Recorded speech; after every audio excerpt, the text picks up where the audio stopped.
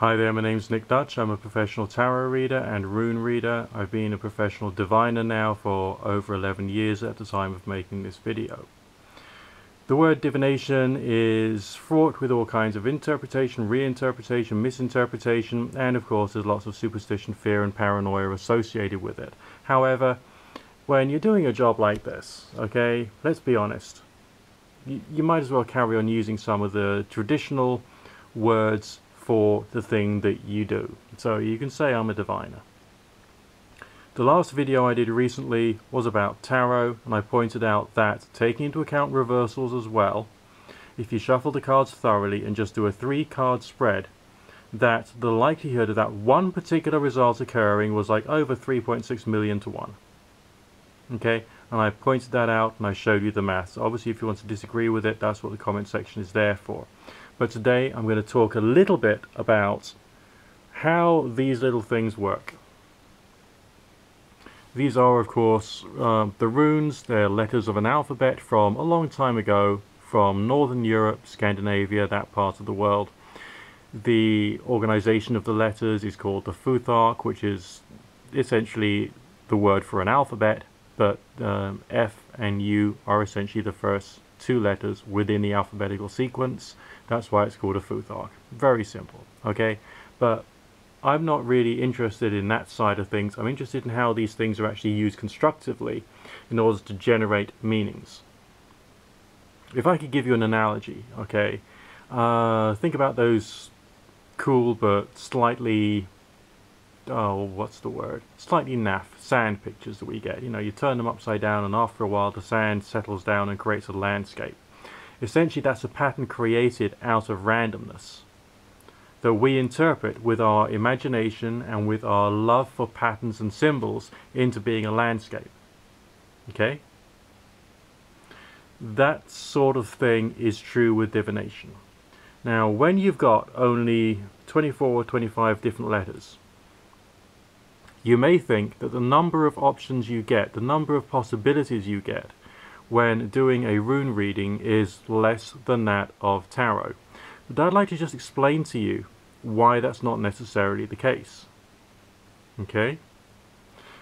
When you're using tarot, you have a structured spread. You have one position which means one thing, another position which means another thing, another position which means yet another thing. Okay? You can do the same with the runes if you wish. But often people don't do that. Instead, they cast them, they throw them, and they end up in a pattern.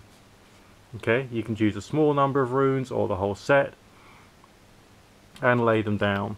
All of these are of course symbols which you would have built up in your mind's eye, a certain understanding of some of the meanings associated with the ancient mythology of Northern Europe, essentially the Odinistic, Thor-based, Vardive and all that kind of stuff.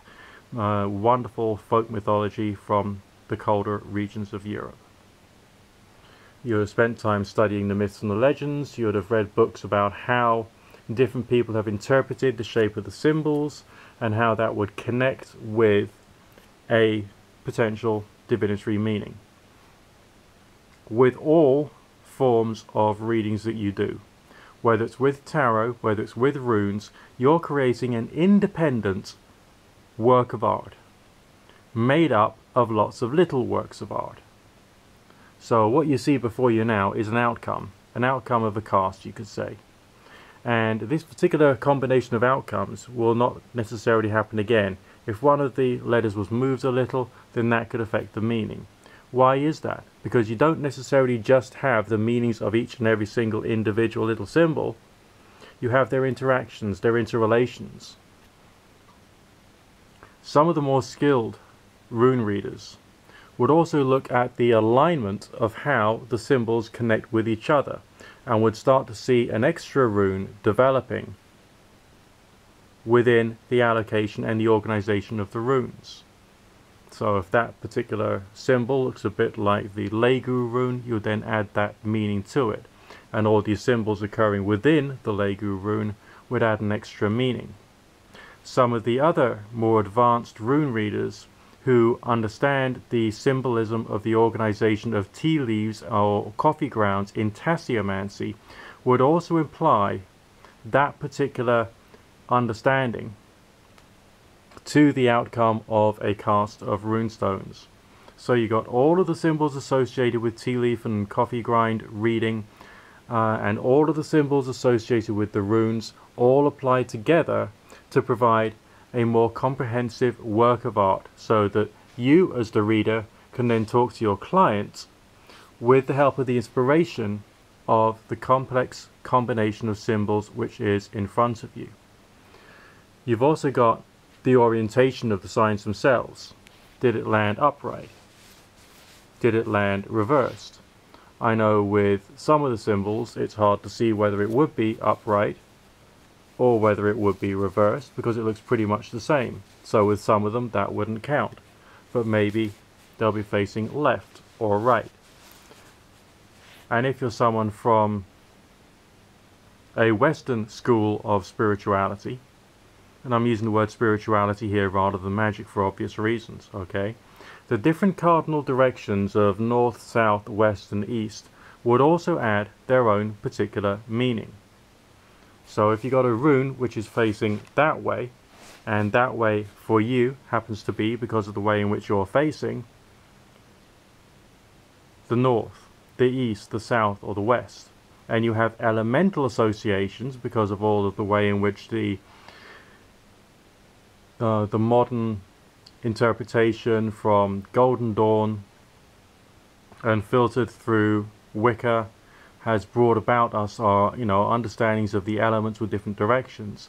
That would also affect the kind of like meaning, the kind of like energy associated with what's coming through in that one particular symbol. Alright. Traditionally, it is said by some people that a rune reader would only ever read at home and often beside the fireplace. Obviously there's weather reasons for that, but it's possible in some particular locations that the fireplace would be at one particular direction in the architecture of the building, and that would also add a certain level of meaning. Others would have an extra form of mysticism associated to where the source of heat was in the house as to where the source of water was on the property. And that would add an extra layer of meaning. So you can see that the operator would have their own particular set of symbols which they would add to what they see in front of them in order to bring about a better understanding as to what this particular picture, this particular portrait of seemingly random symbols could be trying to explain to them. So from that level of understanding, you should be able to see that there is a great complexity which can be applied to a rune reading, which has a different nature to that which you would get from a tarot reading, but it still has some great contemplative potential, as well as, symbolically speaking, could help you to relate to your customer better, relate to your inquirer better, and also think about what this picture is trying to tell you about your life at the moment.